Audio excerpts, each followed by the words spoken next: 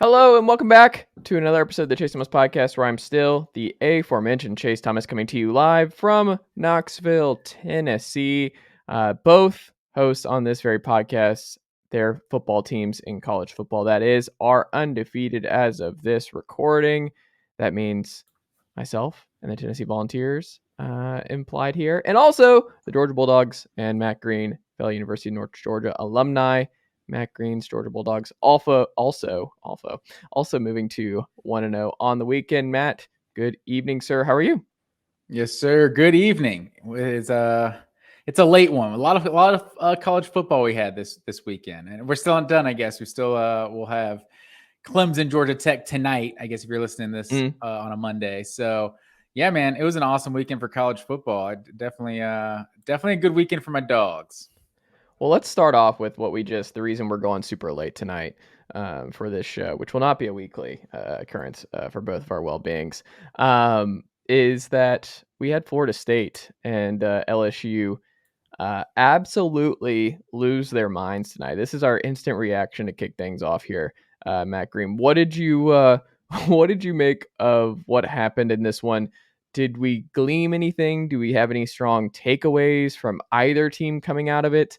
I don't know. Like that was a lot. LSU going 99 yards after Florida State fumbling on the one, with just, I mean, the game almost coming down to a 10-second runoff because he didn't get out of bounds, and they wouldn't have had to worry about that if Brian Kelly didn't inexplicably let 30 seconds run off the clock when he had 3 timeouts after that fumble and the first down play. Like, there are all kinds of different things to pull from this one, but for you, instant reaction coming out of Florida State's victory to put them at 2-0 for the season, and Brian Kelly and the LSU Tigers moving to 0-1. Well, there's so much to unpack from everything you said, but the first thing I want to say is the Buzz Killington crowd out there is going to tell you, oh, what a sloppy game we had. Neither team wanted to win. This was just terrible quality of football in this game. But the college football purist like I am, this is why we watch college football. Like, this game was incredible. It's like, this is why college football is superior to the NFL, because it's like we get NFL level athletes almost, but there's still some of that high school element that, like, the crazy things happen because these aren't professionals. And the fumble at the end, like, you didn't even need to really run a play, and they're tossing it on the goal line. Like, that's just craziness. Like, that doesn't happen in the NFL, like plays like that. Like, so it was an incredible game. You said the clock management right there on defense there at the end was bad. I thought the clock management that was the worst was after they got like the second first down on that last drive, because they got a first down and then they're using their second to last timeout. Like, you have to save those for the bad plays. And like it could have cost them, because in the end, if things played out the way they should have, Florida State should win the game, right? He did Taylor, the freshman tight end at the end. He did go out of bounds, or he did come down in bounds, and they're not going to be able to get another playoff in 1 second. So, like, poetic justice wise, Florida State should have come out and should have won the game right then and there. So, but then I feel like for the fan, and once everything stopped and they were talking about what they're going to rule, it's like, just from a fan perspective, like, we got to decide this. Like, we can't just run the clock off and just be like, oh, they wouldn't have gotten that last playoff, so it's game over. It's like, no, we've stopped it now. We're running one more play. This is for the game. Like, I thought it was incredible drama, man. 99 yards on the last drive. I mean, that was preposterous. You mentioned a couple things there too. The Mike Norvell also calling the timeout to review whether or not he was in bounds was insanity, because blowing the timeout there by calling the timeout to challenge whether or not he was in bounds or out of bounds, that guaranteed an LSU play there. So if you don't call a timeout, it's like, hey, they're going to review it either way. The booth's going to look at that. Don't call the timeout, because if you don't call the timeout And they look, it's just right then and there. If LSU's not set, I think Richard Johnson of Sports Illustrated had this tweet where he's like, if I'm LSU, I'm in stance no matter what this review does. Cause like, I don't know which way this is going. Like, we're ready in our offensive set immediately, because if it goes the wrong way, like the clock's just going to start immediately. Like, I don't think you can get the playoff with a second. See, but I don't think Norvell does anything wrong in that situation, because on the field, the ruling is that he's out of bounds. So the clock is stopped and LSU is going to get that playoff in 1 second. But he challenged it. I feel like there is a chance. And like the referee analyst commentator was saying on the broadcast, like there was discussion of like maybe the 10-second runoff or whatever, or because if you at least look at it, like there's a chance the refs might rule what we're saying is like, honestly, what the most just outcome would have been, yeah, LSU came down in bounds. They're not going to get another playoff. It's game over. That really would have been the most fair thing. We would have felt robbed as an audience if they left it that way. So like, it almost feels like the ball doesn't lie, right? Like that FSU was able to block the field goal, the extra point after all of that. Like, just insanity. I mean, we had a lot of crazy goal line stands over the weekend that we'll get to here on this podcast, because this was one of the best week ones of college football. But shout out to Mike Norvell and the Seminoles. That's a huge win. And like you said at the top, where people are going to say, oh, it's week one, and they're not going to give Florida State credit because LSU was mostly a mess. And I think LSU, this is going to be a problem. I think this is a bad football team right now. Like, they have a bunch of talent. Obviously, one of the worst targeting calls or worst targeting plays I've seen in a long time. Like, that's like actual targeting. Like, actual. Yeah, like, yeah, for sure. I think someone tweeted that like that's going to be shown in every official meeting for the next decade. This plus. Is the one. This is the gold standard. And it was nuts. But I mean, you look at that, it looks like Mason is out for probably a long time. It looked like that was a bad non-contact knee injury he suffered early in that one. Celebrating on that tackle. Yeah, that was unfortunate. Yeah, and you look at Noah Kane wasn't really a factor in this one. You look at Butte, who was not a factor for the majority of this game. And that was the strangest thing to me, how he really did nothing in this game. Well, you can't. Jane Daniels was bad. Like, there were a lot of folks talking about it too that I thought was fascinating. A lot of ex-quarterbacks talking about the plays that LSU was running was just scramble, where he just does not stay in the pocket.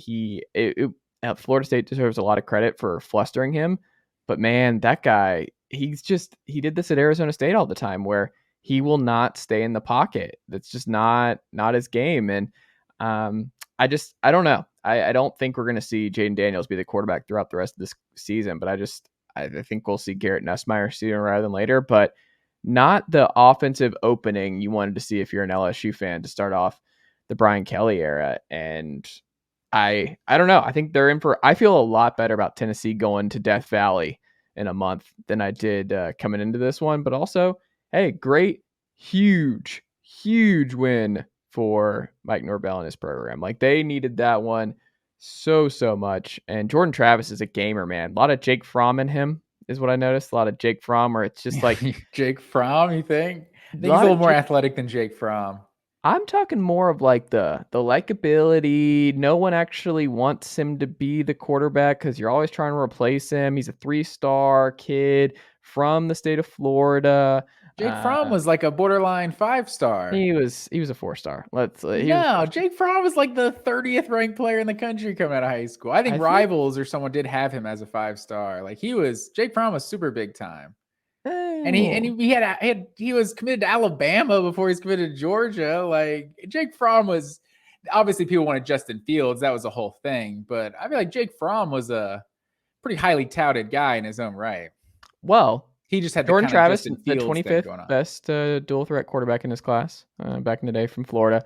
North Palm Beach, the Benjamin School. I think his brother is an MLB player. But either way, my broader point was not to get into the nitty gritty on the Jake Fromm comparison. It's just more of like, he's fine. Like, he was just somebody that you take for granted if you're a Seminole fan, where it's like, he's competent and he's a gamer. He's someone that you want to go to war with.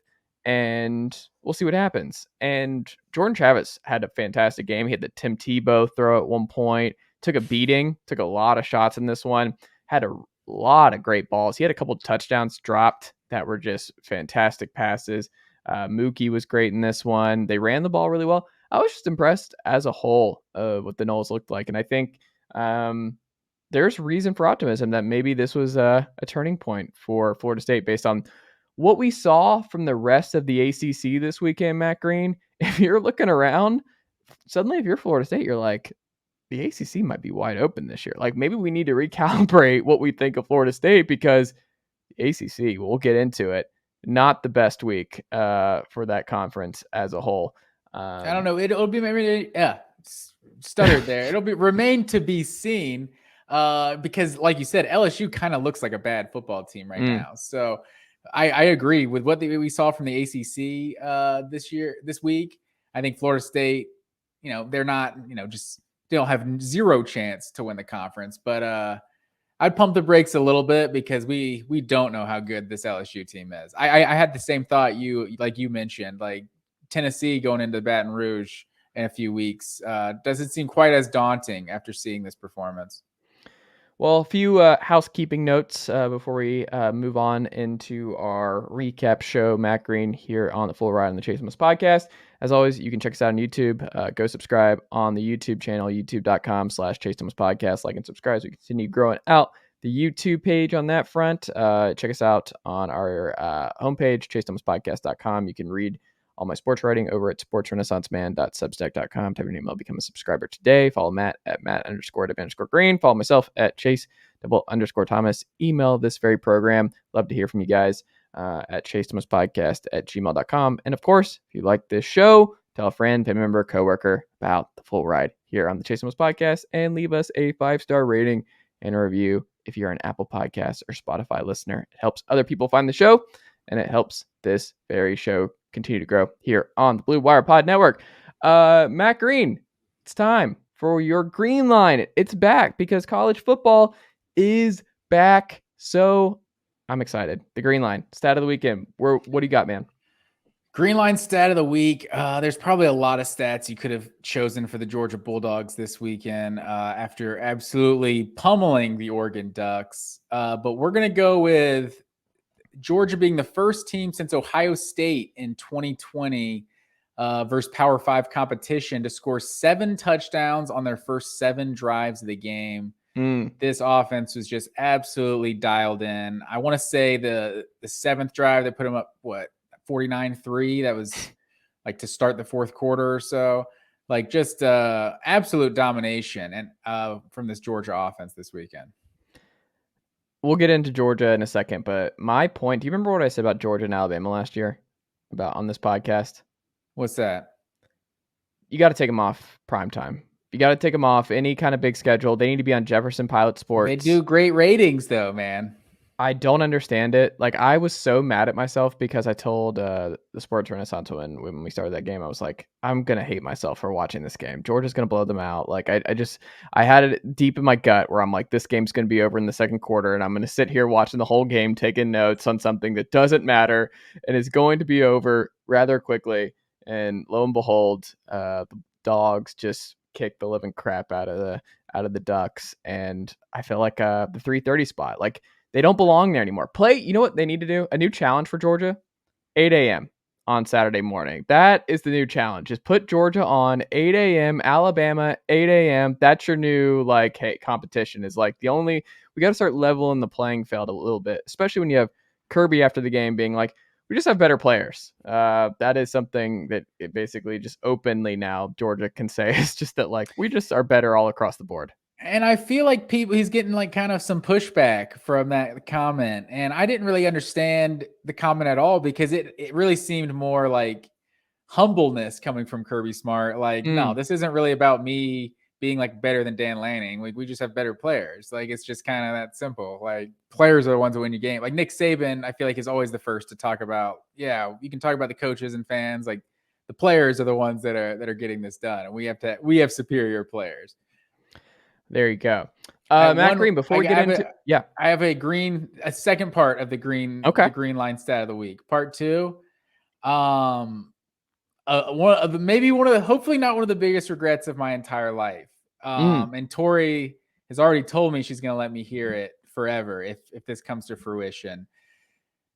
Stetson Bennett did not put a preseason. I did not put a futures Heisman bet in for Stetson Bennett. Mm-hmm. And I hope it's not one of the things I come to regret in my life. If you would have put a bet in for Stetson Bennett to win the Heisman, a $100 bet to win the Heisman on Friday, that would have paid out $12,500. If you were to place a $100 bet on Stetson Bennett today, you would only get $2,900. His Heisman line or odds just changed like overnight after that performance versus Oregon. So hopefully, I want Stetson to win the Heisman as much as anybody. It's a great story. He's got all that going on for him. But it'll be one of my biggest regrets if it happens, because I talked about it all off season because no one was giving him any respect. There's something insane about the gap between Herschel Walker to Stetson Bennett as Heisman winners for the Dogs. Like, there's something that makes me really unwell just thinking about that possibility. Not all Heisman winners are built the same. We'll get into Georgia in a second because I have some other thoughts about that game, about that one. But before we do that, Matt Green, something tells me one of us picked the Noles to beat LSU. One of us picked Indiana to beat. Oh my goodness! Did I clean up this weekend? Because Matt Green, I had this feeling in my gut tonight where I was like, I am gonna be able to just boast tonight on this podcast that after going 3-0 last weekend, I am building an amazing lead to start this college football season. Am I right here? You are absolutely right about that one. The funny part is, if LSU had won this game, I would have actually beaten you against the spread. So we were tied before that last game. So me this weekend, we'll start with the bad news. 6-5 overall winners and losers. 4-5-2 against the spread. Not winning you people money this week. But Chase Thomas over here, 5-4-2 against the spread. That's okay. That's solid. But 10-1 overall, sir. That's just cleaning up. And Zeus's home dog of the week, Purdue, just narrowly 3.5-point dog, lost by 4. That was a tough one, man. Every game we got this weekend, like especially the ones that are all the only game of the day, like the Thursday and Friday and Sunday games, were all just incredible. Purdue, I really thought that they were gonna get that done, but Penn State, they escaped right there at the end. What was my one loss? Your one loss? Oh, and we forgot on the podcast to pick the Ohio State Notre Dame game. We did off air. We both took Ohio State with the points. Yeah. Let me see. I'll have to figure out which one you lost. We'll have to come back to that. That's driving me nuts because now I'm curious. You picked Utah to win. Did I? Yeah. No. You didn't. No, you didn't. That's my pick. No, you're good. I didn't want to do it on the air. I didn't want to just be put on the spot. You picked App State to win. That's what it was. App State. And honestly, if you watch that game, folks, feel vindicated in that one. Feel a little vindicated. Man. That was a crazy one. Oh man. All right. Well, where do you want to start, Matt Green, from our list? We have a lot we can go here. Where do you want to start though? I feel like we got to start on Thursday night. Because that West Virginia-Pittsburgh game was incredible. Like, JT Daniels, man. I feel like I was right on JT Daniels. He's got the talent, and he was under pressure that whole game. Like, I feel like he was dropping some dimes. That interception, the pick six, while an amazing moment in the game, oh man, just so unfortunate for JT Daniels. Like, can we start giving wide receivers an interception column in the stats? Like, sometimes like this just shouldn't be on the quarterback. Like, I don't know. It's unfortunate to see that in his stats. But yeah, I felt like that was an incredible game. I thought West Virginia was going to get it done, but most importantly, I don't think mainstream college football was ready for the backyard brawl. Like, we're like, this is an NFL stadium. what, West Virginia, Pittsburgh, like they don't play for college football playoffs. They're not any like contenders or anything. That was an incredible atmosphere. Like we need that every year. West Virginia, Pittsburgh.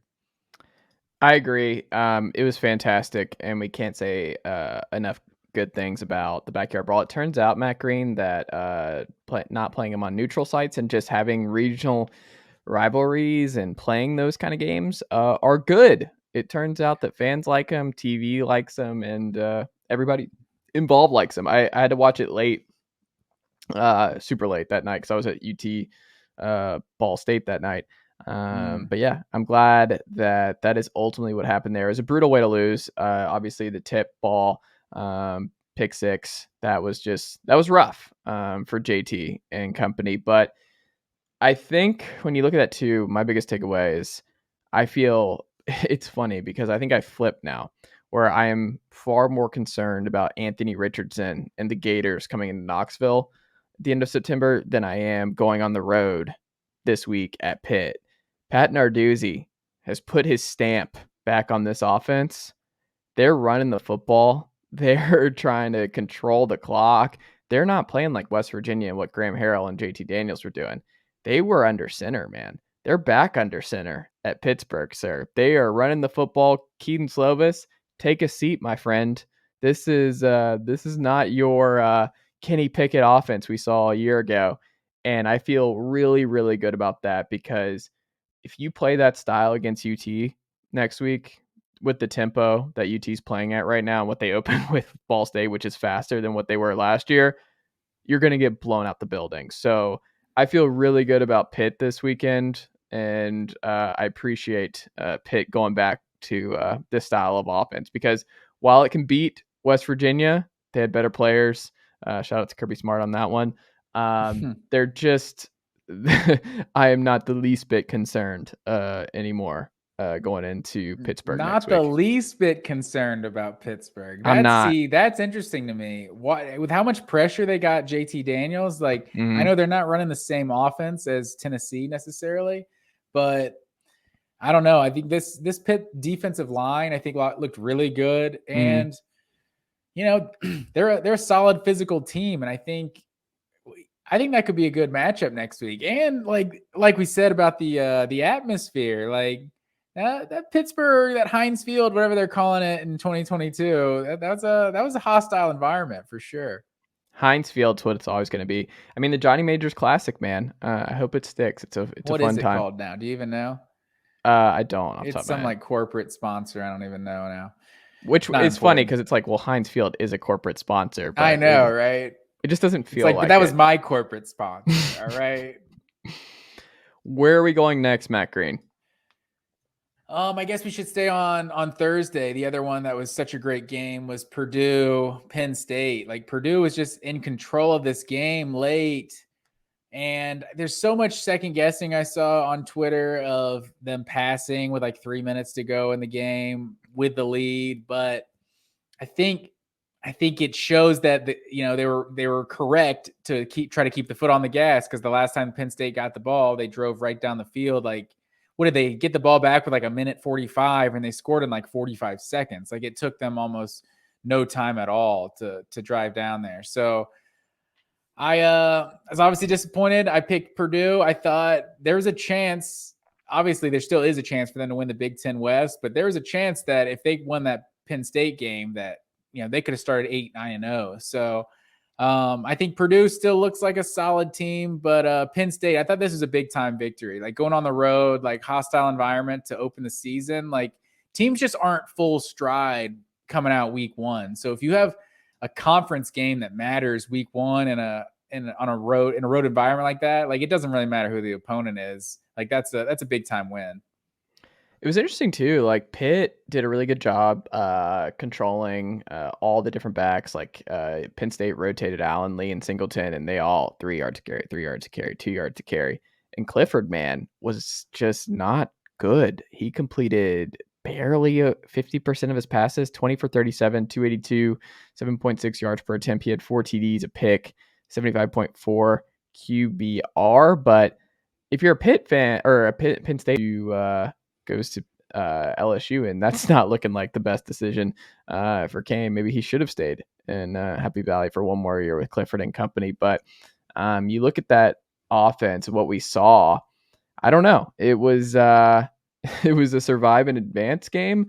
But if you're a Penn State fan, Matt Green, should he still be the guy? Did you see enough from the 4 Drew Aller passes, the 5-star kid, freshman who's right behind him? Do you think there is a possibility we see him sooner rather than later, or do you think Clifford was fine as a whole? Yeah, like I'm not a huge Clifford guy, but I'm glad you asked that because I felt like when Drew Aller came in, Aller, I'm not sure. I think it's Aller, but I could be wrong. I felt like their offense seemed kind of out of whack for like the next 3 or 4 drives after that. Like it just seemed like it threw him off, and I'm not sure if he was hurt or. I think there's speculation that he may have just been in the bathroom. I don't know for the start of the third quarter, but I felt like their whole offense kind of seemed like that gave Purdue to get a chance back in the game after that series, and it didn't really make any sense. And then Clifford, I mean, he seems like one of those guys that's just under just the most pressure nationally. Like everyone's just ready to say he sucks and things like that. So I feel like ultimately, like leading that game-winning drive the way he did, like I don't see any chance that he's not the starter moving forward. It is funny. Did you hear what Joel Klatt said about Clifford during this game? I don't remember what he said. Quote, and this is from Redshirt Freshman on Twitter. He said, quote, if you're a veteran QB in college football, it probably means you haven't been good enough to leave. Oh man, that's honestly true. I feel like how it is. That's 100% true in college basketball. It's like if you're a junior or senior, it's probably because they don't think you can play in the NBA. Yeah. But yeah, honestly, in 2022, there's a lot of truth to that. Where are we going next, Matt Green? What are your thoughts? What do you have on your sheet? What's this next here? one? I'll give a few seconds on Tennessee here. Okay. Tennessee, Ball State. Tennessee obviously blows them out. It's been so long now. I think it's 59-14 final, if I'm not mistaken. Is that correct, Matt Green? I don't have it in front of me. What do we end up winning by? 59-10, excuse me. And Tennessee, very, very vanilla. Very, very vanilla. Very different than what we saw a year ago opening against Bowling Green with Joe Milton at quarterback in the opener. But Joe Milton looked fantastic in his time in the second half. I don't know. I can't quit Joe Milton and the upside there going into next year, but we'll see. Jalen Wright is healthy and just going to be a yak machine. Very excited to see what he does with this offense. 13 carries, 88 yards, TD. Hendon was a little bit off. I mean, he was still 18-25, 221, 8.8 yards per attempt. But it wasn't great. Like Hendon was not his normal Hendon self. He was fine. He was efficient, did what he needed to do. Heupel spoke glowingly of him. But the main thing, Brew McCoy, going to be a dude out wide. He's huge. A lot of Juwan Jennings comparisons. He's even wearing the same number at 15 out wide, but he is just long. Tennessee is going to have just a lot of fun with Cedric Tillman and Brew McCoy out wide. They're just huge. They're just going to be bigger than most corners they're going up against, and they're going to have a lot of go jump ball opportunities. And Jalen Hyatt, first play of the game, offensive play of the game, he gets in the end zone. He's in the slot now, and he's just a track star, and they're just deeper at receiver. Tennessee's going to play more receivers, and that's going to be fun. But still, not a lot of pressure from the defense. I think that's still a big concern the rest of the way, but tempo's faster. The offense can sleepwalk to 59 points is the main thing, is that if you thought Tennessee was playing fast and you thought the offense was good last year, I think this is going to finish in the top 5 in offensive efficiency going into this year.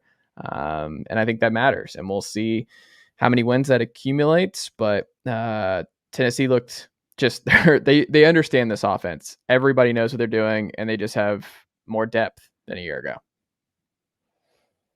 Yeah, I don't have much to add on this Tennessee game. You pretty much said it all. I'm excited for Tennessee Pittsburgh. Especially I'm surprised to hear you say you're not the least bit concerned, given the Pitt Panthers some bulletin board material there. It is, but like Matt, I look at it as this Pitt team is not now. They are not a team that I think is going to be able to play from behind very well. Like I don't think the way this offense wants to run, when Tennessee's up 24-0 after the first quarter, I just don't know if Pitt's going to have the offensive firepower and just kind of mindset that they had a year ago with Mark Whipple and Kenny Pickett. Tennessee's going to jump on you. There's just no way around Tennessee dominating you in the first quarter. Everybody feels it every week. It hasn't stopped in the high player. It's just not going to stop. So what are you going to do? First quarter champions. They are. They're the best first quarter offense in America. And I think some teams can handle it. Some teams cannot. And I don't know if this Pitt offense can. Last year they could, because Pitt was a explosive, one of the best offenses there. I think had a top 10 offense last year in scoring. And that's just not the Pitt team that we're going to see this year. Good team, but I don't think they can hang with the tempo monsters here in Knoxville. We shall see. We'll save that for the Wednesday show. But I think let's go to the Notre biggest Dame game of the week. Yeah, Notre Dame, Ohio State. I'm a little concerned with my Ohio State national championship pick, I would say, after week one. Like, I think Notre Dame, I feel like perennially, it's funny how I think you're hearing more and more people kind of give them respect. You're kind of hearing that narrative more and more, but I think they're kind of perennially one of the most underrated teams. It feels like, oh, Notre Dame's coming in, we're going to smash them. Oh, they lose every big game they play in, whatever, yada, yada. You know what I mean? They just seem like such a popular team to hate on these days. And they just come in, like, think about the way they play Bama. The way Bama's played a lot of teams in the college football playoff. Like, they smoke just about everybody they play. Notre Dame kept it close, right? Both times they played Georgia in Notre Dame and in Athens, close games down to the final possession. Like, they're a good quality team. And Ohio State, like, this is a 17-point line. Like, everyone's picking Ohio State to just dominate this game. And Notre Dame just kind of, it feels like they make you play their brand of football. And so I got to give some credit to Notre Dame for being a little better than we thought. But after seeing Jackson Smith and Jigba go down, like, for that to hurt this offense the way it did, like, that's not really what we're used to with Ohio State. It's just like they're loaded with playmakers. It's next man up. Like, they could lose two quarterbacks and still win the national championship. Like, it doesn't even matter. Like, Ohio State's just always that loaded. I was disappointed with how they didn't just feed TreVeyon Henderson. I feel like TreVeyon Henderson is the best running back in college football. Like, this man needs more than 15 carries, 0 receptions too. Like, you got to give this man the ball. Just give him touches, because he's that dangerous. And I think he's the kind of guy, there's not many of those workhorses out there anymore. And I feel like he is one of those. And I was disappointed that he had 15 for 91. Like, I think he just should have fed the rock a lot more. That's fair. I also wonder, do you look at it as a positive that Ohio State showed that they can win a game like this early? Do you think that because you mentioned that this made you a little bit more worried and concerned about the national title pick, but does it actually give you could it give you more confidence if you're an Ohio State fan, or Ohio State better? Because Ohio State, the biggest thing last year was not whether or not they could score enough to win a national title. It was whether or not they could play defense well enough. And Jim Noles, I think night one, did a great job. Like, if you look at the difference with this Ohio State team this year, they didn't give up any chunk plays. There were really no big plays in this game. They never really it was just a bend, don't break type of deal. They shut out Notre Dame in the second half. We should mention that. 0 points for the Fighting Irish in the second half. This is not the defense that we have been accustomed to the last couple of years in Columbus. And I think that is the big thing. I guess those are my two big takeaways from this one, is that Ohio State's defense, I think, is legit and has cleaned up a lot of stuff from the last couple of years. So I think Jim Knowles it's gonna be a good thing. Like, Notre Dame could not run on them. Tyler Buckner had nothing deep. There was no explosive plays from this Notre Dame offense, and I think Ohio State deserves a lot of credit for that. But also, CJ Stroud just doesn't make bad decisions. Like, he doesn't throw picks. He doesn't really scramble and just do dumb stuff. Like, he doesn't fumble. He doesn't turn the ball over. He's a very stationary quarterback, and that's, like, kind of frustrating if you're an Ohio State fan, where he just will refuse to scramble and break what he needs to do. Like, when Jackson Smith and Jigba and company go out, like, hey man, we need you to do more, because this more is on your plate right now. And like a Justin Fields or a Bryce Young or even Stetson Bennett or guys like that, when stuff breaks down, at that point, they're like, all right, we need to make a play. We need to do other stuff. CJ didn't really show that, but he also can still grow, and he doesn't kill you when things are bad. Like, he doesn't seem phased, and he can just he's very calming in the storm and just was fine. I think CJ Stroud is just fine, and I feel a lot better about them this year than I did a year ago, because that defense, I think, is going to be one of the nation's best. I think that's a fair point. This Notre Dame defense could turn out to be one of the best they play, maybe the best they play the entire season, and they were still able to score 21 points. I guess part of my national championship pick, you got to have a good defense and a good offense to win it all. But part of it was thinking that this Ohio State offense was going to be head and shoulders the best offense in college football this year, and they could just drop 40 on anyone they play. Mm-hmm. And so that this makes me worry a little bit that, Smith and Jigba going out can kind of derail the offense the way it did. But you're absolutely right. Like, if the defense, and we don't know how good this Notre Dame offense necessarily is. Like, Tyler Buckner, he was running around making some plays there, but the offense just didn't really move the ball when it mattered the most, and couldn't get in the end zone for the most part. So you make a valid point. Like, this could be a much improved Ohio State defense, and I think it should be a much improved Ohio State defense, and they're definitely still one of the top 2 or 3 contenders out there. Notre Dame starts off 121st though in first downs per game. 12 total first downs in this one. Ohio State did work on that front, so we'll see if that's a Notre Dame problem for the next couple weeks, or is that an Ohio State has made the leap. And I'm going to mention, I have to mention this one, Matt Green, because this is some real sicko stuff. But Iowa 7, South Dakota State 3. Brian Ferentz, son of Kirk Ferentz, the head coach. I think we talked about it on the podcast, Matt Green. This is why I couldn't do anything on Iowa this offseason, where you were in on it. You were like, well, it's Iowa. They'll bounce back. They'll do enough. They should still contend the Big Ten West. I don't want them to contend in the Big Ten West.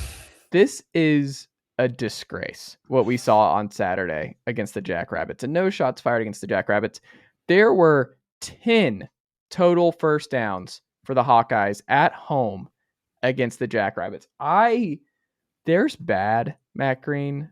And then there's whatever we just saw on Saturday. I'm not going to sit here and say I watched every single snap, but I watched the clips. I watched what I needed to. It is ridiculous. You've seen enough. I cannot believe they did that to their fans. Like, the Iowa fans, we love you guys. Iowa, beautiful place to play. Love to go to a game in Hawkeye country. Goodness gracious. Brian Ferentz cannot continue to be your offensive coordinator. Kirk Ferentz, you have to evolve. We're not saying you have to run the air raid, man. We're not saying you have to just completely just revamp your offense and run whatever Coastal's running week in, week out. You don't have to become UNC where it's all gas, no defense, but you have to do something else. This cannot happen. A team that was just in the Big Ten title game a year ago, 10 total first downs at home. And I bet if you're a listener out there that did not watch this game, you're thinking, well, Chase, you're being a little hard on the Hawkeyes. They did put together one touchdown drive. Not so fast, my friend. I'm going to read the scoring, each drive-by drive in this play or in this game for the entire game. We got punt, missed field goal, punt, field goal, Iowa, punt, interception, Iowa, Iowa threw an interception, field goal, South Dakota State, end of half, punt, safety. Then Iowa had a fumble, punt, another safety, punt, turnover on downs in the game. So Iowa did not put together one touchdown drive. They kicked one field goal and got 2 safeties to have 7 points. Unbelievable. That's just Big Ten football right there. What in the world is that, Matt Green? What in the world is that? Like, Spencer Petras' final line in this one, 11 for 25, 109 yards, 4.4 yards per attempt, no TDs, 1 interception. He had a 1.1 quarterback rating. 1.1, Matt Green. What are we doing? Unbelievable. What are we doing in Iowa City? 286 total yards combined of offense in this game. 286. Never seen anything like this game. I saw a meme. I wish I would give credit to it if I knew who it was, but they said these two things are the same sport and showed South Dakota State, Iowa side by side with North Carolina App State, 63-61. Just absolutely absurd. That's why you gotta love college football. 36 carries for 57 yards for the Hawkeyes. The Jackrabbits, 31 carries for 33 yards. That's tough. This is not North Dakota State. This is South Dakota State. Yes. Oh, my goodness. The noted basketball juggernaut, South Dakota State Jackrabbits. This is not their sport up there in South Dakota. Matt Green, where are we going next? I can't talk about the Hawkeyes anymore. I think the biggest performance of the weekend has to be the Georgia Bulldogs, right? Like, just with the question of, what were they going to be, losing 15 guys to the NFL draft, all of that. And to absolutely dismantle Oregon 49-3 for this thing to just never even be close. Like Bo Nix, what are you doing, man? Like, just go to any school on the West Coast that doesn't have Georgia on the schedule. Like, man, this was just an absolute beatdown. I feel like, I think this is what I said on the podcast leading into this game, that this Georgia offense just has so many playmakers, and you can see Todd Monken's genius at work now. Like, they're just loaded, with running backs, receivers, tight ends, just all of them. Like, I think Kenny McIntosh had about 18 yards rushing in this game and had about 120 yards receiving. Like, you could just like Justin Flo and Noah Sewell were like the biggest storyline of this Oregon defense. And I'm honestly not sure they made a play the entire game. I know Justin Flo had the roughing the passer on Stetson Bennett, which personally I thought was questionable. Like, it's not the worst call I've ever seen on a quarterback for late hit, but like, if you're hitting the quarterback simultaneously when he's throwing, like, I don't know how it can be roughing the passer, but like, you just saw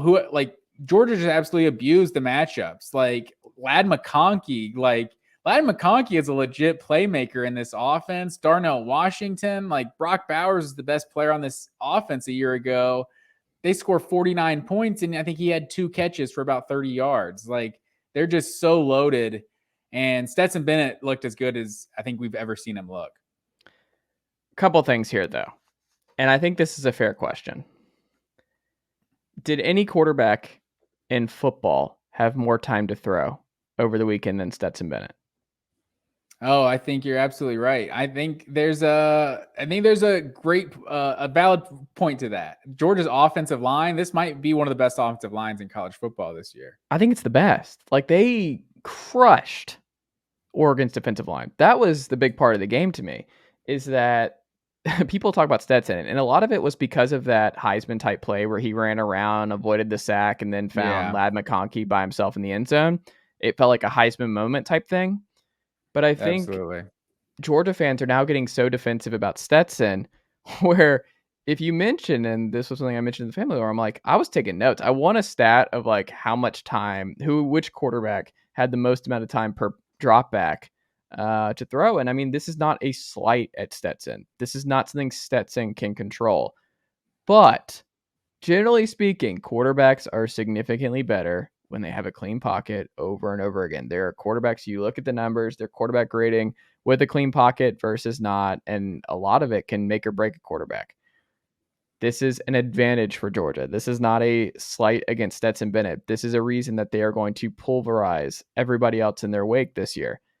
But if you're going to throw the Stetson, part of the difference between Bryce Young and Stetson Bennett is that Alabama offensive line sucked last year. The reason that Bryce Young won the Heisman was because Bryce was having to improvise a bunch last year. He was having to run for his life a bunch. There's a reason Doug Marrone is not the offensive line coach at Alabama anymore. It is the Kentucky offensive line coach that Saban brought in. This is not a shot against Stetson Bennett, but it's a It's a slight on Stetson Bennett, though. No He one's ever does saying what he this is about supposed to Tua, do. though, right? Like, no one's saying, yeah, but Tua's got offensive line and these great receivers. Like, it's just like, oh my God, you see Tua? This guy's incredible. So it is a slight to an extent. It's just about keeping the same energy with Stetson that you do with everybody else. Well, I'm Not saying you too, in he was particular, efficient. but Like just people in Stetson general. was great. Like Stetson, two things can be true. Stetson was great, and he's one of the best quarterbacks in college football. Stetson also benefited, and I think people can overreact about what you saw from Stetson on Saturday in particular, where it's just when you have that kind of time, that matters. And a lot of it was yak stuff. Like Ladd McConkey was doing stuff after the catch. Darnell Washington was doing stuff after the catch. Brock Bowers was doing stuff. You mentioned McIntosh in Absolutely. the flat. So Those were many. guys doing what they needed to do. Yeah, so many screens. And I think Yes. that's when you know you're just better than somebody, because you're just like, we don't really need to run a play. We don't need to design something to get someone open. We're just going to throw it to him. We're going to block your guys and we're going to break tackles. Like it seemed just so simple. Like, so no, there's definitely a lot of short stuff that was thrown, but I think he was also like 5 of 7. I don't know how many yards, a couple of touchdowns throwing downfield as well. So I thought that the throw he had to AD Mitchell, the back shoulder touchdown, it was just such a sharp, like crisp passing catch. It's just, that was what you didn't really see with Stetson Bennett. It was like so many of the plays he made were kind of improv plays, kind of running around, finding somebody, leaning on the run game a lot last year. Like the actual passing game just looked just way better timed. Everything just looked sharper. It looked crisper. I think he threw like 5-6 incompletions in the game, and I think 2 or 3 of those were him throwing the ball away. So I mean, the offense was just looked so good. It was a lot of short stuff, but I mean, that's college football, right? That's how you run an offense. You just be efficient. It was 368 yards passing. It was the most since Aaron Murray in 2013 against Auburn. The prayer at Jordan Hare game. He threw over 400 yards. But yeah, so Stetson, for all the Georgia fans that hated on Stetson, like it could be an overreaction to just week 1, but I think we all know Oregon is, if nothing else, a solid football team. Maybe one of the 2 or 3 best on Georgia's schedule. Time will remain to tell on that. But for all the Georgia fans that hated on Stetson, like if he has a couple more performances like this, his name's going to be at the top of the UGA record books on several stats. I think he's set for a pretty good year this year. Jalen Carter was sensational in this one. You look at him just causing absolute havoc. But, and this was an interesting stat, Rob Mosley, Oregon Ducks writer, he said, he tweeted this after the game. That said, the last 3 times Oregon lost its opener, 2009, 2011, 2019, the Ducks finished the year at the Rose Bowl. So maybe something to put in the back of your mind for freaking out about week 1. Craziness. I will say too, and this is something that I think was overlooked a little bit, because a lot of this was Oregon's defense did not have the players to stop and match up with this offensive line, with the skilled players out wide. Like Ladd McConkey was just running circles around these dudes. And you were able to put in Kendall Milton, who has beefed up. He's a jack dude now. Like he is significantly stronger than I remember him when he first burst on the scene a couple of years ago. But Oregon drove several times. Like Georgia, it wasn't like Bo Nix was struggling to move the ball early on in this one. Like that's something that I think is going to be overlooked, that Oregon had over 300 yards of offense in this one. They ran 5 yards to carry against Georgia as a whole. That was something that I think is going to be overlooked a little bit, or because Bo Nix had some really awful picks and just did some really backbreaking stuff in this one. But they were able to move the ball. I think you're going to be able to run on this team a little bit this year. This defense is still elite. Georgia's defense is still elite. I mean, Malachi Starks, as a true freshman, led the team in tackles in the opener. That's pretty wild. The 5-star athlete at what was it, Jefferson? I think he's from Jefferson, right? He is indeed. Yeah, Michael Williams from Columbus. Yeah. He got the start in this game, true freshman, and Malachi Starks. Yeah, I think he might solidify that safety spot as well. Crazy pick in this one. Without a doubt. And I think Georgia, just based on what they had coming back, so many question marks, but you're like, the way Georgia recruits and Kirby, they most likely will still have a lot of players. And I don't even think that was accounting for any freshmen coming in and contributing right away. And so if you got 2 true freshmen coming in and, making plays on this defense, like, they might not be as good as 2021, but they also don't have to play the 2021 team. So this could still be the best defense in college football. And I don't know if I would agree with you that they necessarily drove the ball that much. A lot of their drives ended in punts. How many yards though? Like, I could pull up their drive by drive, because like if you look, 1, 2, they got first down on that first drive. One of the interceptions came pretty late, pretty deep in Georgia territory. The Chris Smith interception. Yeah. I guess I'd have to go back a little bit and go. And then they also just pulled the 2021 Classic that Georgia did every single game last year. Someone puts together a 8-minute drive, 15-play drive to try to score a garbage time touchdown there in the fourth quarter. Like, and this was one of the times they were able to keep him out of the end zone. But yeah, I mean, this defense, Will Anderson has talked about like he's just above and beyond the best defensive player in college football.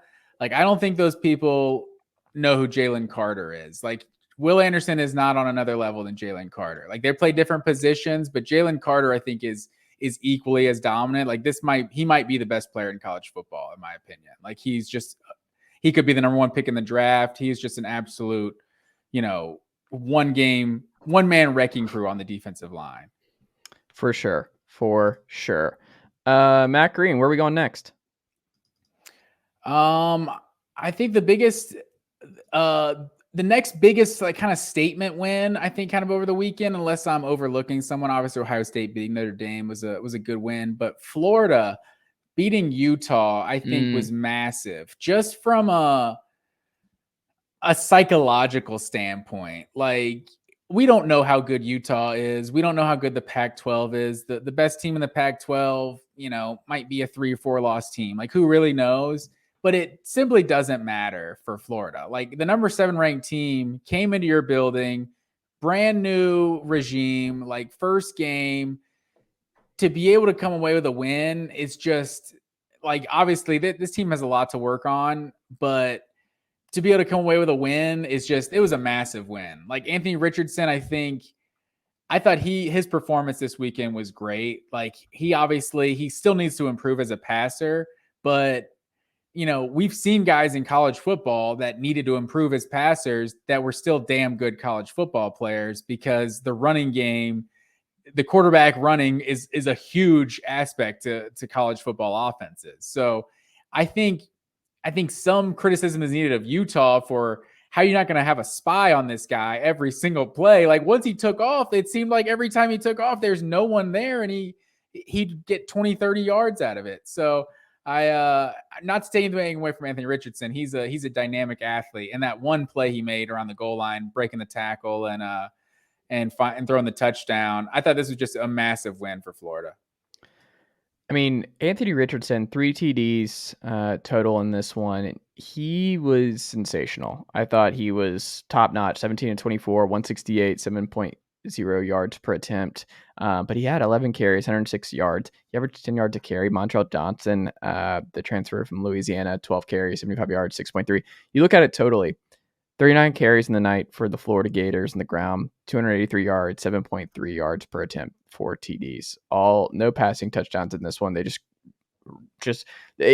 Kyle Whittingham, a tough Utah defense, and they ran right through him. Like, they really pulverized him. They never quit on this one. Like, this was something where, I mean, this was a hard fought win, and Utah deserves a lot of credit for fighting. And like, even after that late score by Florida and Anthony Richardson, that they drove right back down the field and should have won this game. Like, this was one of those, they got away with the almost pick at midfield by the Florida linebacker who dropped it right in his hands. And then obviously they get down further and they're just trying to figure out what to do. And they're in the gun. They're going for the score. They're going for the win. And you and I were texting about this at the time, but I would have just kneeled it. I didn't understand the logic there. Just get in the middle of the field, kick the field goal. you're in the swamp, man. Pac-12 football has not gone in and won SEC games very often. It's been a long time. They've won one on the road. They beat UCLA beat LSU last year or 2 years ago, whatever it was, at home, but on the road in hostile territory, man. You go to overtime, you see what happens in overtime against this new coaching staff, and that puts some pressure on them in the swamp. I didn't like the call. I'm gonna have to respectfully disagree, sir. I think that goes against the classic coaching philosophy. At home, you go for the tie. On the road, you go for the win because you just want to get out of there. You got a chance to win the game. You win the game now. You get out of there. How did that work for App State? But see, they were at home. They went for the tie or for the win. They went for the two. They went for the one at home. No, I'm saying the first time they scored before the onside kick, they went for two. Yes, and they should have the win. Yeah, I'm saying they should have tied. They were at home. They were supposed to go for the tie. On the road, think you should just always go for the tie. I don't know, man. I think if you think you're the better team, you can go for the tie. I think if you don't think you're the better team, classically, I would go for the win because you're like, we don't know if we play this out for longer, if we're really better than these guys, but right now we have a shot to win. But they had first and goal on the 6-yard line with 22 seconds left.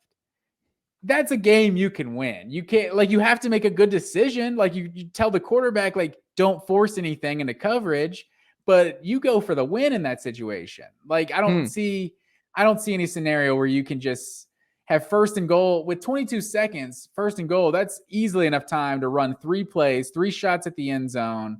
If you don't get it, kick a field goal, go to overtime. You got to tell your quarterback, you can't force anything into coverage. And he forced it into double coverage and it was picked off. That's fair. Would you like to guess who's number 1 in first downs after this weekend? Is it Florida? It's North Carolina.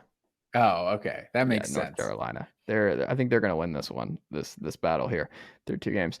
Matt Green, let's talk about the Tar Heels. Are you hold on, last thing on Florida? This is a Florida Utah thing. Does this loss, though, kick Utah out of the college football playoff conversation? If they still run the gauntlet, they get back in the Pac-12 schedule, and they go 11-1, let's say, and then beat Oregon or USC in the Pac-12 title game. Just definitively, no, it doesn't eliminate them, but I mean, it's not likely now because that was one of those things. It didn't matter how good Florida was in the season opener. That's a good win going into the swamp, traveling across the country. It doesn't matter if this Florida team goes 7-5, 6-6, that would have still been a good win. And who knows, maybe they go 8-4, 9-3, and it's kind of a Cincinnati Notre Dame situation from last year. And they're actually a good team and they're kind of propping you up the whole way. I just don't think with what Utah's resume is going to be, it's going to take so much help. If my original prediction, this doesn't necessarily keep them out because my original prediction was a 2-loss Big 12 champion and a 2-loss ACC champion this season. So that can still, if they run the table, go 11-1, 12-1 with a Pac-12 championship, they can still win it.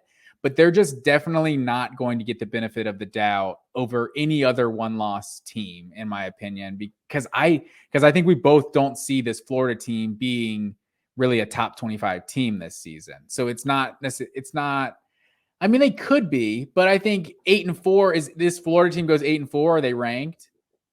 Maybe a borderline, maybe not. They're not a top 15 team, most likely. They might be ranked, but we just don't really know how good this team is. So if that's the 1 loss, when you're comparing it to a 1-loss Baylor or a 1-loss Clemson or a 1-loss, someone coming out of the ACC, that sort of thing, Oklahoma, it's just, they're going to be, or if it's a Notre Dame, their 1 loss is Ohio State at the end of the year. If Georgia's 1 loss is to Alabama, they're not going to get the benefit of the doubt in any of those 1-loss tiebreakers, in my opinion. So it's not over for them, but it definitely took a shot because I felt like this Florida win, it's kind of like a moment, we beat an SEC school. We went down south and beat an SEC school.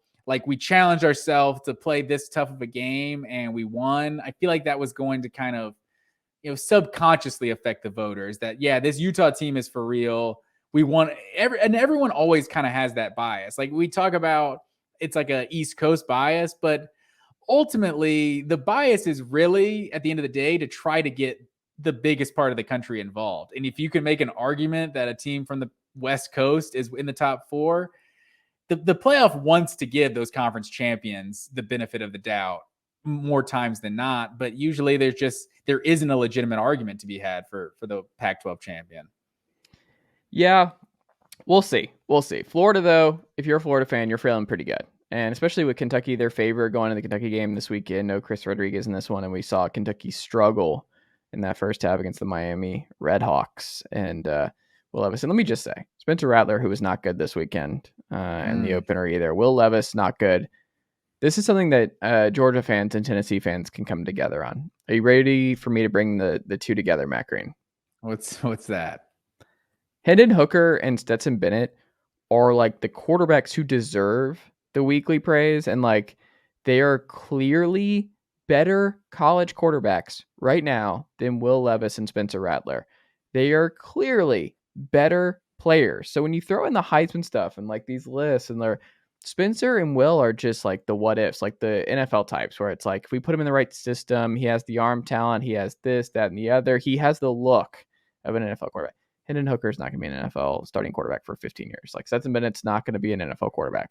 But these two guys are so efficient and so good at their craft now, and great systems that they know everything ins and outs, and are both going to put in top 10 offenses this year.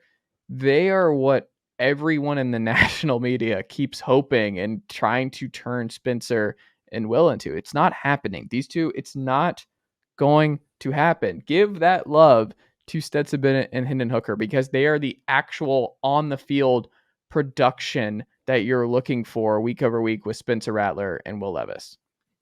So are you going to include Anthony Richardson in that group, or is this a Venn diagram and maybe Anthony Richardson's in that middle group, kind of the overlap? Because Richardson might go number 1 in the draft next year. But I'm saying for all of the kind of draft hype he's gotten, he's not even close to showing that at the college level. But I think he's the one that I feel like his ceiling feels more unknown to me than Rattler or Will Levis. Like I feel like more confident in saying they're not as good as I thought as people claim they are. Whereas Anthony Richardson's kind of in that medium space. Like he could, like the tools are there. We see what people see, but he hasn't necessarily done it yet. I can't rule out him doing it yet. I mean, there's a lot of Cam stuff there. When you watch that game, there was a lot of Cam Newton stuff there. I know you don't like it. Why we got to do it? Why we got to do the Cam Newton thing? Richardson, I mean, he's going to be a player, man. And of the three, I would say Richardson, if I had to pick over the course of the year who I'm betting on, Richardson, Spencer Rattler, or Will Levis. Give me Richardson every single time. More embarrassing, Matt Green. UNC barely surviving against App State on the road, or NC State winning because East Carolina college kickered it and missed the extra point to send it to overtime. I was shocked by this phrasing on your outline here, sir. This isn't even close. NC State is by far more embarrassing. Like by the time of kickoff, App State was favored to win the game without the star receiver Josh Downs. Like I even came to you or texted you at like 11:30 or something on Saturday. Like, is it too late to change my App State UNC pick? Because everything was looking towards App State at that point.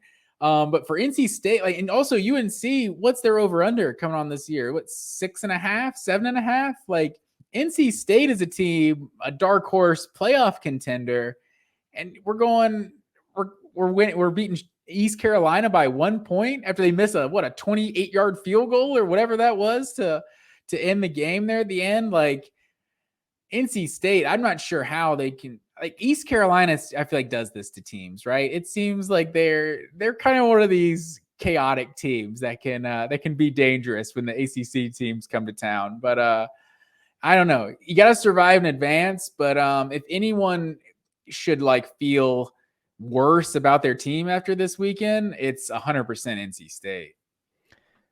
Devin Leary said after the game, quote, "They came in and humbled us a little bit, but that's something in the long run you might look back and say that we needed." Did you really need that going into East Carolina? Did you need to be humbled on the road against the Pirates? Is that week one? What have you won? Where is this confidence? You have not been in the Big 12, the ACC title game yet. What are we talking about? Humbled? You're not That's Clemson. fair, but no, that's fair though. There's a lot of preseason hype around NC State, and guys can start to read their own press clippings, as they say. So, maybe ultimately it is learning experience. I don't know if it was Sam Pittman or someone who said it this weekend, but a learning experience following a W is a lot better than a learning experience following a loss. So, maybe this was enough to get NC State focused and get them to play at their potential moving forward. How much longer is Gene Chizik going to be the DC at North Carolina? That's a good question. Not the best performance. And when was he the DC last? Was that under the guy Fedora? Was that when he was 2016 or so? Yeah, Larry Fedora. That's and that right. Didn't go well that time either. So we'll see what happens with Chizik in North Carolina. I mean, just what are we doing at North Carolina, man? And I wonder too, like Jay Bateman, I think is his name, the longtime DC at Army who went to Chapel Hill with Mac Brown.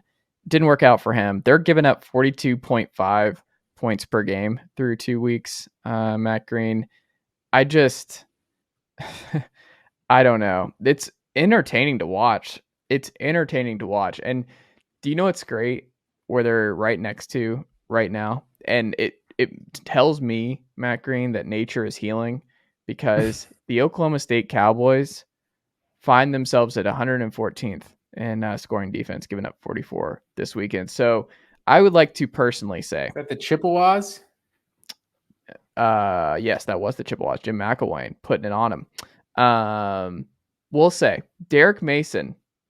Shout out to you, Derek Mason, for going to Oklahoma State, imploding that Jim Knowles defense from the inside to bring back the kind of cowboy football that you and I grew up with, Matt Green.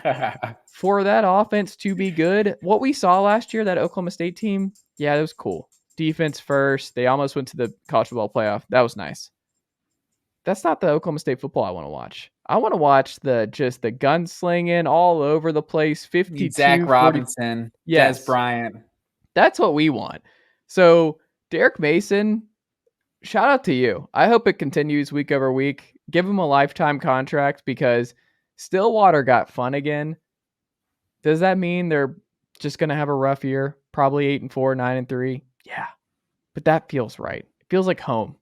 Feels like the kind of nostalgia that I like. A bad Oklahoma State defense with an electric Oklahoma State offense that is must see week over week. So Oklahoma State, North Carolina, Mac a lot of fun McElwain's this got year. a solid pedigree when it comes to coaching offense. So, these early season games, you don't want to overreact too much. Sometimes these teams do just survive a scare week one, and they can bounce back and have a better season. So we'll see. I won't rule out the Cowboys from being Big 12 contenders just yet.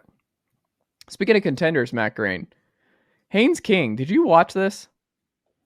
I watched very little of the Sam Houston State game that they played this weekend. I went back and watched every Haynes King throw in this one. He is a weird. Yes. Do you know what I'm talking about? Me and my brother were saying the exact same thing this weekend. What is this release? I don't know. I liked Haynes King less after seeing it, though. I not to say he's not a good quarterback, but hold on, we can actually say that after this weekend. I'm starting to wonder. People are wondering. We could start to have the conversation. Are we sure Haynes King's good? I think that's okay. We can have the conversation. I'm not 100% sure, but he beat out Max Johnson, and I think Max Johnson is a good quarterback. So, we'll see. I don't think we can learn that much from a game versus Sam Houston State, but that's why you also kind of want to just see your team put up 60 points in these games, because if you don't, we just kind of worry. So 31-0, Jimbo Fisher. There's been questions about this A&M offense. He's supposed to be an offensive guy, and we're in year 5 or so now. Are we in year 6 of Jimbo Fisher? And we haven't seen an explosive offense most of these years. So we'll see. 31-0 to Sam Houston State. It's not enough to, or they just Sam Houston now. I'm looking at the box score. Bearcats with a K. I'm not sure what that's all about. That hasn't always been their mascot, has it? It's a good question. I don't remember off the top of my head. That doesn't look familiar. Well, it's also new colors. They weren't black and orange, if I seem to recall. I feel they were definitely orange. They were orange, but I thought it was just orange and white. Maybe I don't know. I'm not sure. I'm not sure either. But yeah, so 31-0 is fine, but I don't know. You kind of want to see your team really empty the clip on on one of these cupcakes, as you might say. He kind of reminds me of Bo Nix. Yeah, I could see that a little bit. I don't want to rule out Max Johnson. I'm a Max Johnson guy, so I want to see him get a little more reps here. Who do they play week 2? We still got another cupcake. We got App State next week, and then Miami comes to town. So, we'll A&M's got App State next week. Yeah, at home, because SEC schools play Sunbelt teams at home, not on the road. This was almost an awful week for the ACC. Like, it probably still was a bad week for the ACC, but they did win most of these games where their teams looked bad. I do love that they're in all corners of the Southeast this evening. There are grown men angrily tweeting and yelling at friends about LSU and their blemish on the SEC season because they're the one team that's lost after week 1. Oh, that's true. 13-1 on the weekend. I guess 14-1 if you include both of Vanderbilt's wins. But yeah, it's unfortunate. I would just say in the Hanks King front too is that when you watch this game, here's the thing about Texas A&M that's going to be so frustrating for fans. I didn't see enough that makes me concerned whether or not they can still win the SEC West or contend for the college football playoff. The defense is there. Like, Sam Houston State wasn't doing anything. The defense is just top notch, and they're going to be one of the best scoring defenses in college football this year. Like, the defense is going to keep them in games. The skill position talent out wide, this is the best wide receiver group that Jimbo's had in College Station. Like, this is an elite talent group where you see the yak stuff and you see all you got to do. This is part of the reason that I think you're like a Max Johnson guy here. It's just put in the quarterback who's going to put the ball in the playmaker's hands. Like, just do the bare minimum. Exactly. Just put it in their hands, because Aeneas Smith, Evan Stewart, you go up and down the list, just put it in their, like, they're electric. This is an electric bunch. And we don't see that kind of receiver talent come out of College Station very often. If you go through it, it's like you got to go back to the Johnny Manziel era to see the last exciting wide receiver prospect out of College Station. Just put it in their hands. Like, there is talent out wide with this group. And I think that's why it's going to be so frustrating for College Station fans this fall, is that, like, if they go this Haynes King route, I don't know, because you just have this talent out wide and this elite top 3 defense, I think, in college football. And I just don't know if this quarterback play is going to be enough to take advantage of it. Hey, Mike Evans was great, but don't be selling Christian Kirk short now. He was a big time receiver prospect they produced. But that was Johnny Manziel. That's what I'm saying. No, Christian Kirk, that was like Trevor Knight. That's like, was he Trevor Knight? 2017 or so, I think. Because Christian Kirk, sure? Because he's only 25. Christian Kirk, yeah, but he's only been in the league for like 3 or 4 years, right? Like, he's still pretty young. It wasn't Trevor Knight. No way. Hold on. He had to play with Johnny Manziel. No, I would say Christian Kirk did not play with Johnny Manziel if I had to bet, because that was Ryan Swope. He was on that Johnny Manziel team, the wide receiver. I wonder how Desmond Howard's feeling about his Texas A&M pick right now, his college football playoff. I don't know where Desmond Howard. For those listening that did not see Desmond Howard's prediction of the Final Four, he has Texas A&M beating Pittsburgh, Michigan beating Baylor, and Texas A&M beating Michigan in the national championship. No Alabama, no Ohio State, no Georgia, no Clemson, no Oklahoma we'll see how that works out for old Dez. Everyone's 1-0, but we'll see how that works out. Kyle Allen was his first quarterback at A&M in 2015. What's Christian Kirk's 2015? So Trevor Knight was 2016, right? Yeah, so right after. Because that was after the Kyler Murray, Kyle Allen debacle. Yeah. So he must have just missed him. So there you go. I could have sworn there was like a 1-year crossover, but I guess not. Then who was the main target for Johnny Manziel? Mike Evans was his number one. So I guess Mike Evans was. So that was the crossover. Okay. Yeah. There you go. Matt Green. Next up, I want to throw this to you. Houston has to beat UTSA 17-3 in the fourth quarter to come back and beat the Roadrunners in what is a great rivalry now. San Antonio versus Houston, two extremely well-coached teams, two extremely great programs. Man, this was a lot of fun to come through the following day, but Clayton Thune balling out in this one. Great comeback win. Houston, as the listeners know, I have going undefeated this season, so needed them to not fall on their face in week one. But what a fun game, man. What do you make of the Houston Cougars coming back and beating the Roadrunners in epic fashion? This was a big-time win. I think we knew that UTSA had the offensive firepower to keep up with Houston. So we knew they're going to have games like this all season. Like Houston, like this is going to be one of the better teams they play all year, outside of probably Texas Tech next week. But I thought this was a big time win. Houston, they got that Clayton Thune, that big time offense. I think this is I don't take anything away from them for needing to go to overtime to beat UTSA. But UTSA, really good program. Moving in the right direction. Houston survives, and we'll see what happens the rest of the way. One in Fayetteville. Sam Pittman survives at home. We get Mr. Bryant, the Eastern Michigan transfer under center, not the intriguing quarterback of the future there. I think his name's Prather. They go with the proven commodity there a little bit in Fayetteville on the road at Arkansas. But they hang with them throughout. I thought this was a pretty important game for Luke Fickell, and not all losses are the same. And I would argue this was the Bearcats proved a point in Fayetteville and gave Sam Pittman and the Arkansas Razorbacks all they can handle, right?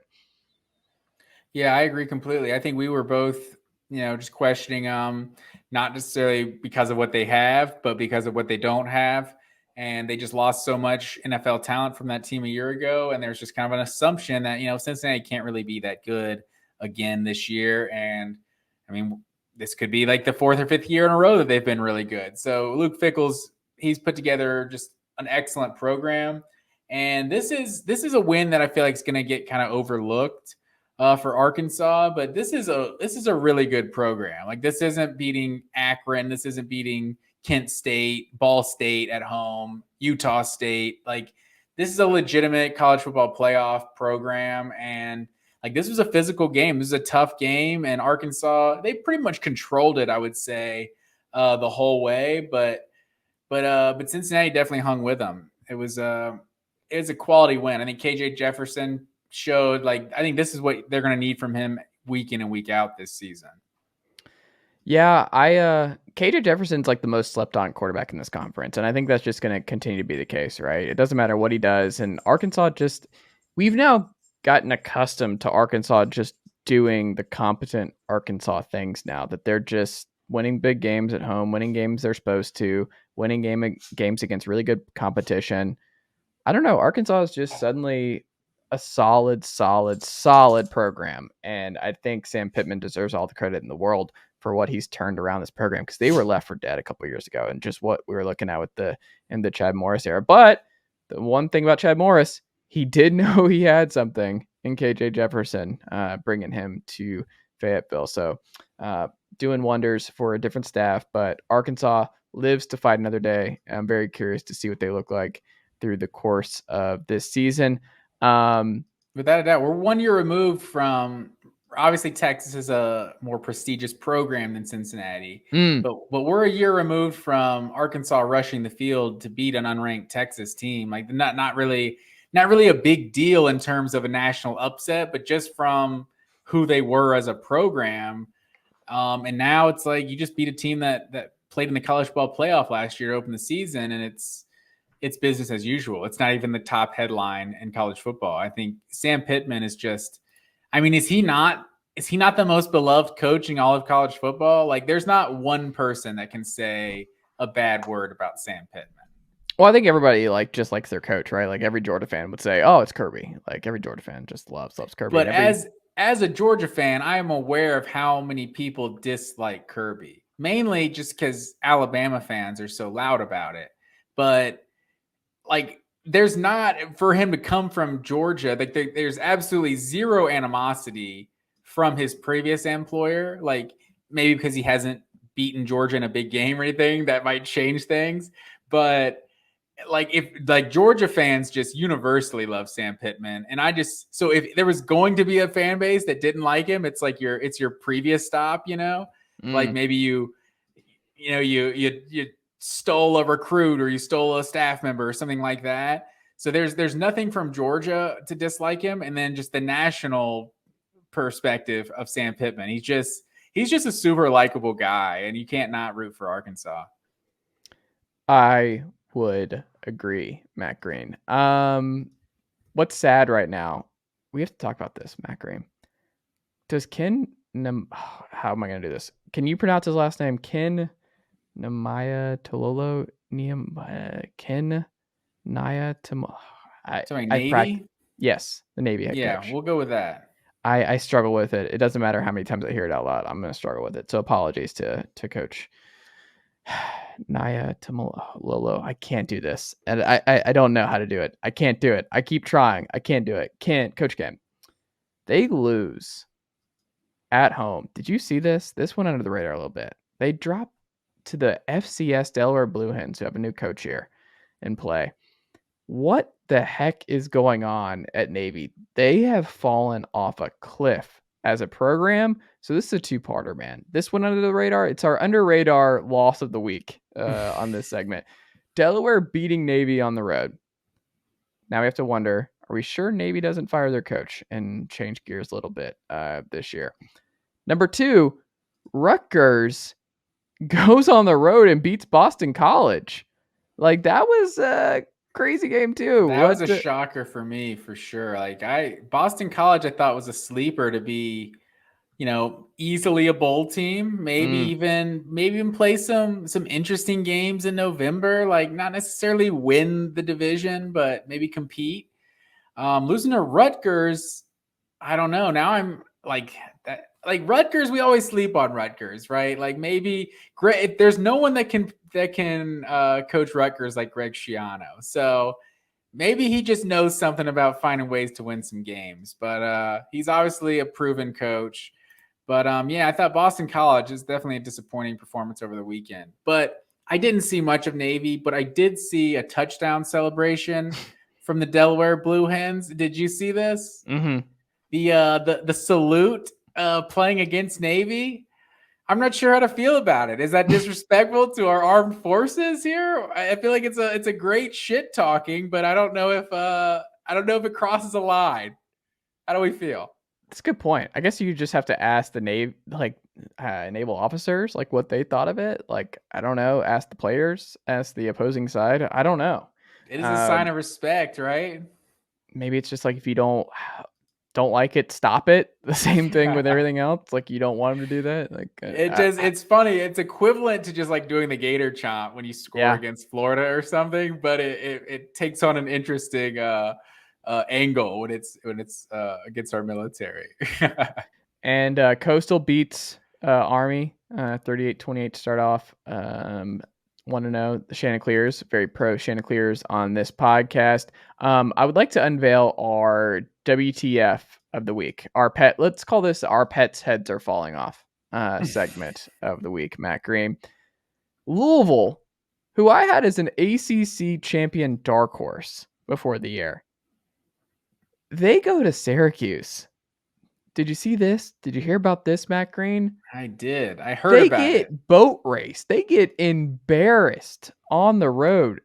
If you're a former Mississippi State or current Mississippi State quarterback, this was the weekend for you. Garrett Schrader, formerly of the Mississippi State Bulldogs, been in Syracuse for a little bit now, has a fantastic game up there in Syracuse, New York, as the Syracuse Orangemen beat the Louisville Cardinals 31-7. They shut them out in the second, third, and fourth quarter.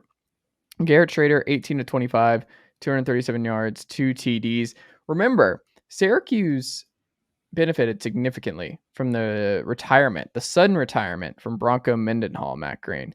They bring in all the offensive staff from Bronco Mendenhall, who turned in Brennan Armstrong into an absolute assassin. Bryce Perkins before him, an absolute assassin at the quarterback position.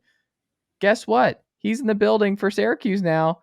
Dino Babers, everything is on the table. He has to win this year. He's getting fired most likely. They just go out and beat the crap out of the Louisville Cardinals to open up. We got to reevaluate some stuff. The ACC is absolutely drunk. I have no freaking clue what to do with the ACC. All I'm just going to say is our pets' heads are falling off right now in the ACC, the American Athletic Conference. What are we doing? Or the Atlantic Coast Conference, excuse me. What are we doing? My slogan, my personal slogan, I don't know if I can trademark this or what, but I have said this, I would say for probably a decade plus, that no one in the ACC, just cancel out Clemson's national championship runs. They don't count. No one in the ACC is as bad as you think they are, and no one is as good as you think they are. It just seems like this conference for like a decade plus, it's just once you think you know one of these teams, they just drop a game they shouldn't, or they just absolutely destroy someone you don't think they're going to. Syracuse, I feel like we left them for dead just about. Like, yeah, Dino Babers, I don't know when they're going to fire him, but they're going to fire him. I'm not really worried about it. So Syracuse, like, who knows? 31-7 to start the year. I think this is a statement win without a doubt. And for Malik Cunningham, like, he's had his struggles as a passer. Like, hasn't been just amazing as a passer, but you can always trust that this guy's going to put up 100 and something on the ground. They absolutely shut him down. So big time performance for the Orange. There you go. Matt Green, it's time for our last little thing here on the first recap show of the new season. Our stickers of the week. We love stickers on helmets. Who got your stickers of the week, sir? We taking turns? You may just give you all of them? Give me yours, and then I'll give you mine. So, I like where this is going. I gotta go Stetson Bennett of the Georgia Bulldogs first off. Then we got KJ Jefferson. I thought was an excellent performance for Arkansas. Anthony Richardson, we obviously talked about him. I thought that was an excellent win over Utah. And then the other one, a little off the beaten path, is Drake May for North Carolina. Not only this week, 24 of 35 for 352 and 4 touchdowns. Also had 76 yards rushing and a touchdown. But now on the season, he's completing 73% of his passes, 9 touchdowns, no picks. Like, I think there's a chance that North Carolina just doesn't even miss Sam Howell, that they just pick up right where he left off from a year ago. I like that. Drake May is going to be a player at UNC. I think they found their next star there. So that I would highly agree. For me, the Mississippi State quarterback, Garrett Schrader, did great work. I think he's a sneaky dark horse, like big time year. I think he's going to be, I think the Syracuse offense is legit. And I think the fact that that staff from Virginia and Bronco Mendenhall walking in the building for Syracuse is going to pay dividends. I don't think they're going 10-2 or anything, but I think Dino Babers saved his job by adding them to this staff. I think they're going to be efficient. I think they're going to be fun. 6-6, 7-5 is far more likely now for the Orangemen. So that's good for them. Good for that program who's been through a lot. Will Rogers, 38 of 49, 450 through the air, 5 TDs for the most underrated quarterback in the SEC. The Bulldogs blow out Memphis after a long delay. Bulldogs, man, Georgia fans, I'm telling you right now, even if you are not worried about Tennessee coming into Athens, I get it. I understand it. Going to Starkville, it's going to be a thing. Like Mississippi State, Georgia, I think is going to be a game. Mississippi State's old. They've got a lot of returning. They had the most returning production from a season ago. This is a good team, man. Will Rogers is as efficient as they get. Mike Leach, we know the record. Third-year quarterbacks. Will Rogers starting out of the gate hot. I don't know. I'm drinking all the Bulldog tea and spitting out all the Ole Miss stuff because Jackson Dart was not good in that opener. Zach Evans is going to be a player, but Ole Miss not the same team they were a year ago. Mississippi State is they're going to be a really good football team, man. This is a big year for them. The former Mississippi State quarterback and the current Mississippi State quarterback getting stickers from you.